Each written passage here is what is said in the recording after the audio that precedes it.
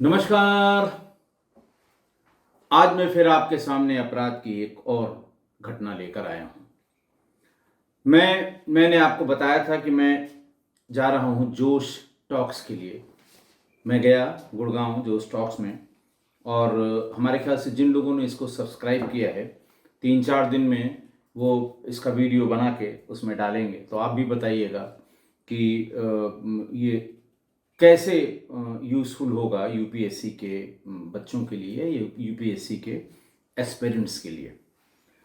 दूसरी बात मैं आज बता दूं कि आज मैंने अपने प्रिय टेलीफोन, ये मोबाइल था मेरा, मैंने इसी पर कुल 905 एपिसोड्स रिकॉर्ड किए थे इसी फ़ोन पर। इस फ़ोन का लालच मैं छोड़ नहीं पा रहा था। करीब 4.5 साल पुराना ये फ़ोन था, लेकिन अब ये बिल्कुल चल नहीं पा रहा है। तो आज अंतिम रूप से मैंने इसको विदा कर दिया, और जिस फ़ोन से मैं रिकॉर्ड कर रहा हूँ, ये नया फ़ोन लिया। थोड़ा सा इसका बैकअप भी ठीक है, और जो इसकी मेमोरी है वो 256 GB की है। तो इससे हमारा काम थोड़ा सा आसान होगा, और जो ये बार बार हैंग करता था, दिक्कत होती थी, उससे भी आराम हो जाएगा। मैंने कहा आपको बता दूं, और मैंने कभी, मेरे पास कोई कैमरा नहीं, मैंने बताया था, मैंने सब कुछ इसी पर रिकॉर्ड किया है। अब तक जितना आपके पास पहुंचा है सब इसी पर रिकॉर्ड किया है। आज थोड़ी देर भी इसी वजह से हो गई रिकॉर्ड करने में, कि पूरा डाटा इससे ट्रांसफ़र किया गया नए फ़ोन में। और अभी इसका जो माइक था वो भी प्रॉपर काम नहीं कर रहा है, क्योंकि इसमें सी पिन के साथ कनेक्टर लगेगा। हमारे पास जो डिवाइसेस हैं वो सब सीधी प्लग इन करने वाली पुरानी डिवाइसेस थी। तो आज का वाकया मैं शुरू करूं, ये 2 बातें थीं, और जो किस्सा गोई परिवार को जाननी ज़रूरी थी। इसकी भी क्वालिटी के बारे में आप बताइएगा, साउंड क्वालिटी को छोड़कर। साउंड के लिए जो मैं माइक अटैच करता हूँ, वो माइक आज अभी नहीं लग पाया है, क्योंकि सी पिन का कनेक्टर उसके लिए चाहिए होगा। तो आज की घटना वही अपने उत्तर प्रदेश के बागपत जिले में सिसाना गांव के जंगलों में सुबह 2 नवंबर 2023 को सुबह 8 बजे जो लोग वहाँ टहलने घूमने जाते हैं, और जो बच्चे वहाँ पर दौड़ लगाने जाते हैं, उन्होंने पुलिस को सूचना दी कि सिसाना गांव के पास जंगलों में जहाँ लोग कूड़ा फेंक देते हैं, वहीं पर एक अटैची जल रही है, और जलने के बाद उसमें से एक महिला का शव दिखाई दे रहा है जो जल रहा है। पुलिस फौरन मौके पर पहुंची, अटैची की आग को बुझाया गया, और अटैची ऑलमोस्ट जल चुकी थी, और जो महिला की लाश थी वो उसमें से लगभग बाहर आ गई थी।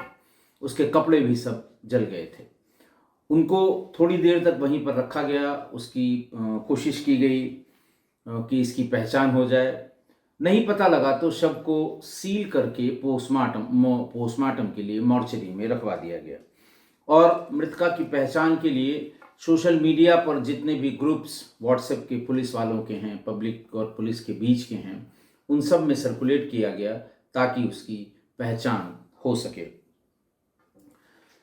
2 दिन बाद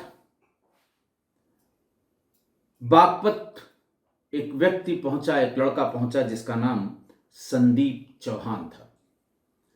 संदीप चौहान ने ये बताया कि मेरी सगी बहन मनीषा चौहान, वो 2 दिन से गायब है। शव देखा उसने, और शव के लिए उसने कहा कि ये मेरी चचेरी बहन मनीषा उर्फ मिनी है।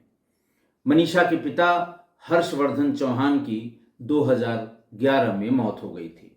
उसका घर नोएडा के सेक्टर 39 थाना क्षेत्र के सदरपुर में है, और वो 1 नवंबर की शाम के बाद से उसका पता नहीं लग रहा है।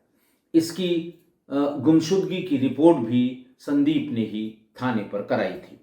संदीप ने उसके शव का जो कद काठी है, और हाथों के कंगन से उसकी पहचान की, क्योंकि शव तो बुरी तरह से जल गया था, लेकिन हाथों का कंगन इंटैक्ट था, जिससे उसकी पहचान की।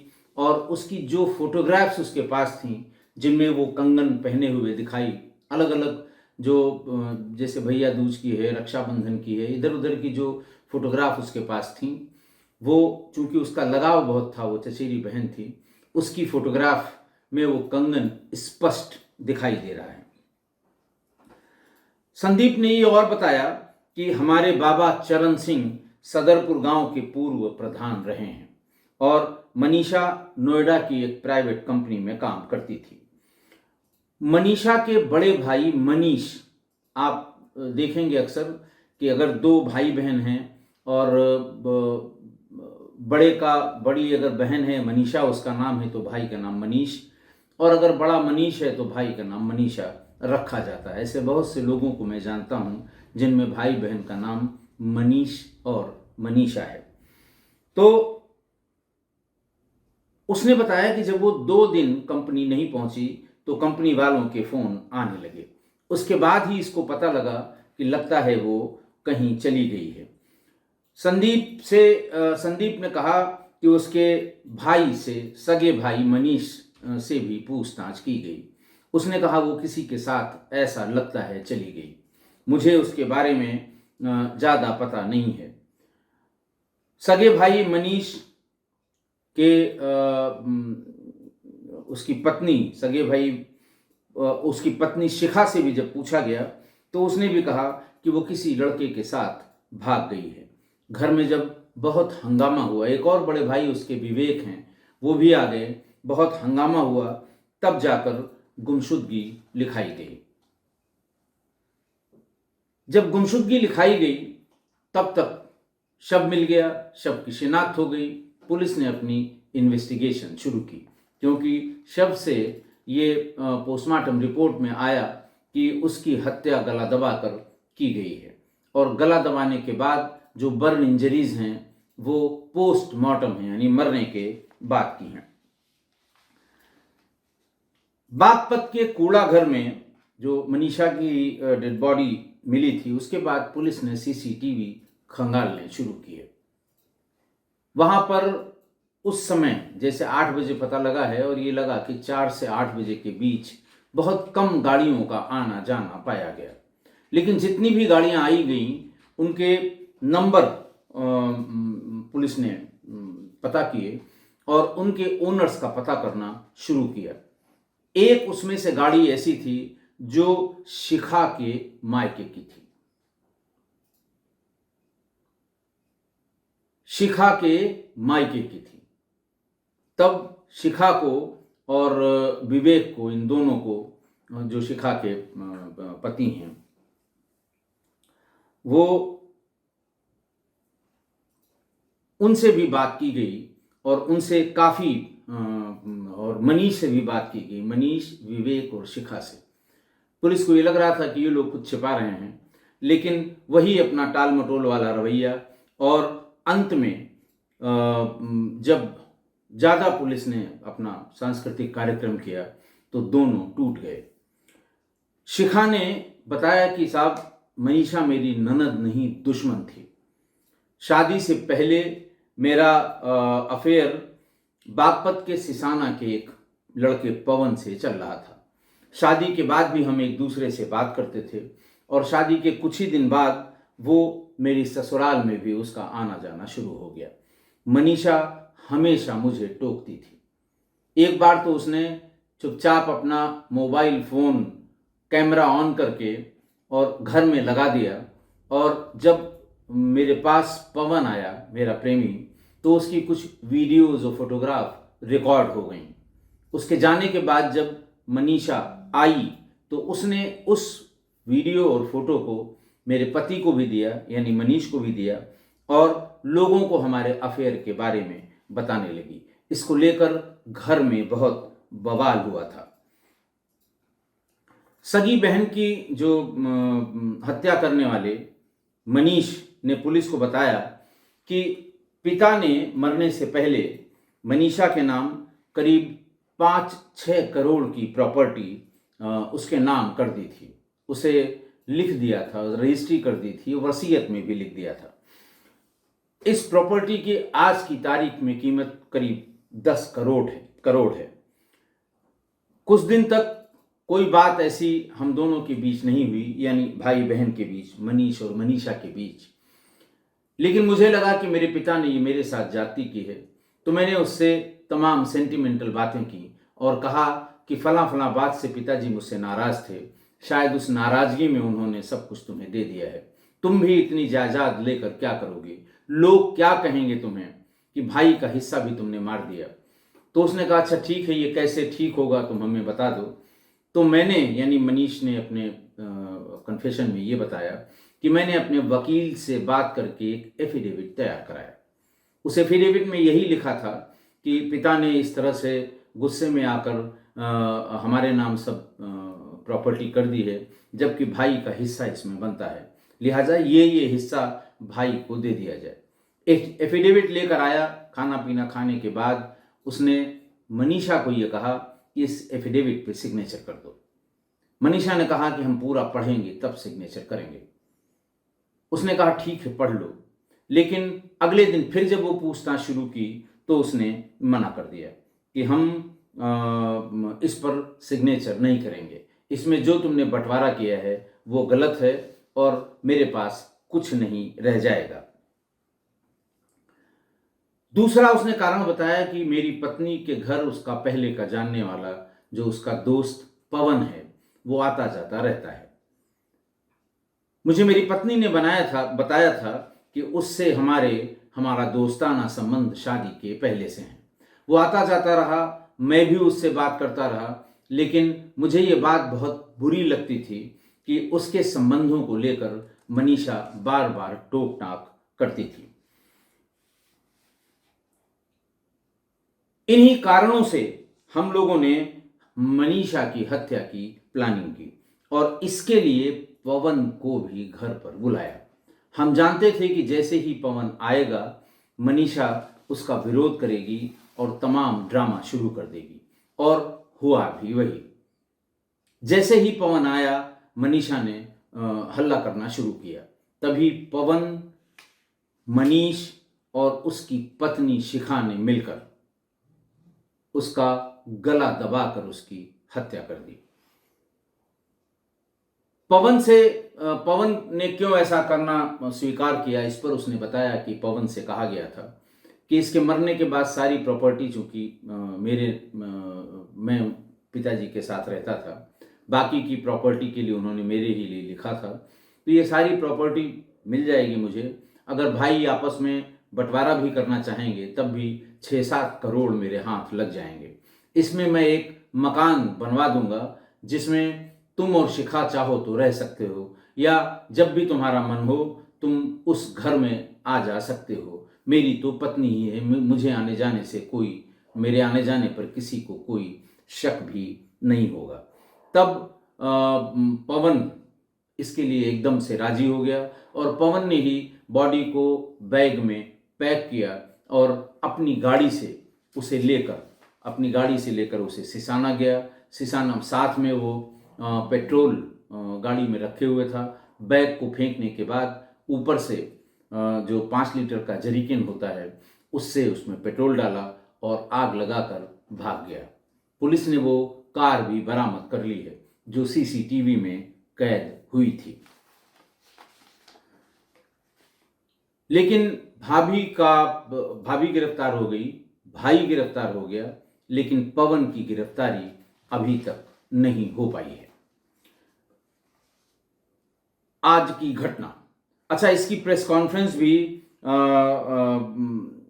उन्होंने अपर पुलिस अधीक्षक मनीष मिश्रा ने की, और जो अगर कोई डाउट लोगों के मन में था, प्रेस वालों के सारे डाउट्स को उन्हीं भाई यानी मनीष और उसकी पत्नी शिखा से उसको क्लियर करा दिया गया, और इसमें कोई संशय नहीं रह गया कि मनीष, उसकी पत्नी शिखा और शिखा का प्रेमी पवन, इन लोगों ने मिलकर ही मनीषा की हत्या की थी। आज की घटना देखिए, सगे भाई ने प्रॉपर्टी के लिए सगी बहन की हत्या कर दी। बहन भाभी के अवैध संबंधों में भी टांग अड़ाया करती थी। इसलिए भाभी नेचुरल तरीके से उस हत्या की प्लानिंग में शामिल हो गई। भाई तो इसलिए भाई ने किया कि पिताजी सारी प्रॉपर्टी इसके नाम कर गए हैं, ये मर जाएगी तो ये प्रॉपर्टी हमारे पास ही आ जाएगी।